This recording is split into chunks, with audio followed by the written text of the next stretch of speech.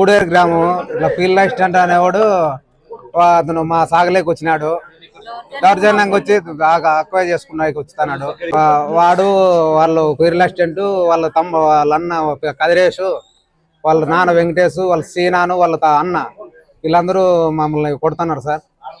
ఈ భూమిలోకి వాళ్ళు మీ పైపులు తీసేస్తంటే కొట్టినారు సార్. మా భూమిలో సర్వే నంబరు 161 2 లీటరు 125 సార్ మాది. వచ్చి కొట్టినారు సార్ మమ్మల్ని. వాళ్ళు కదిరేసు, ఫీల్డ్ అసిస్టెంట్ ఓంకారు, వెంకటేషు, సీనాను, వాళ్ళ కోడెన్లు లక్ష్మీను, రమేష్ బాబు, వాళ్ళు లింగమయ్య, యోగేంద్ర భూములే మాది యాక్టివేట్ చేసుకుంటున్నారు సార్. వీళ్ళు మా భూమి యాక్టివేట్ కబ్జా చేస్తున్నారు. 120 సార్. మేము 64 ఇంటి రిజిస్ట్రేషన్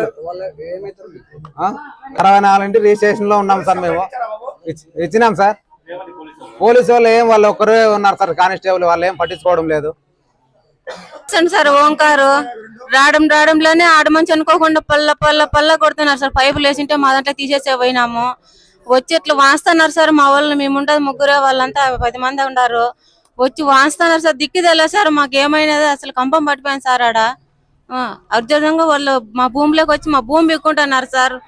మా భూమి బిక్కుంటా అంటే మేము పైపులు వేసింటే పైపు తీసేసే పోయినా సార్. నువ్వు రాకూడదు లంజా అంటాడు సార్.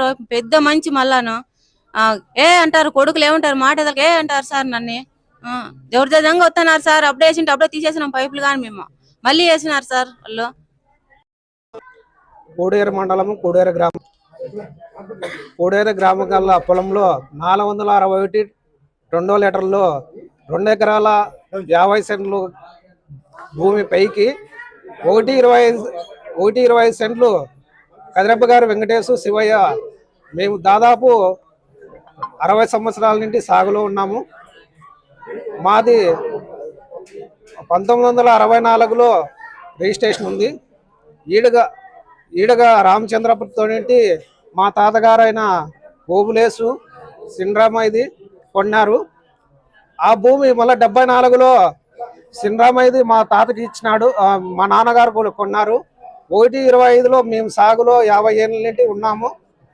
ఆ భూమిని ఇప్పుడు ప్రస్తుతం కూడేరు మండలంలో ఫీల్డ్ అసిస్టెంట్ అయిన ఓంకారు, వాళ్ళ అన్న కదిరేసు, వాళ్ళ నాన్న వెంకటేశు, అదే మాదిరిగా వాళ్ళ అన్నదమ్ముల పిల్లలు శ్రీనివాసులు, యోగేంద్ర, వాళ్ళ చిన్నాన్న రమేష్ బాబు మా భూమిలో రాత్రే ఈరోజు రాత్రి చీన చెట్లు నాటి 120 సెంట్లలో పైప్ లైన్ చేసినారు.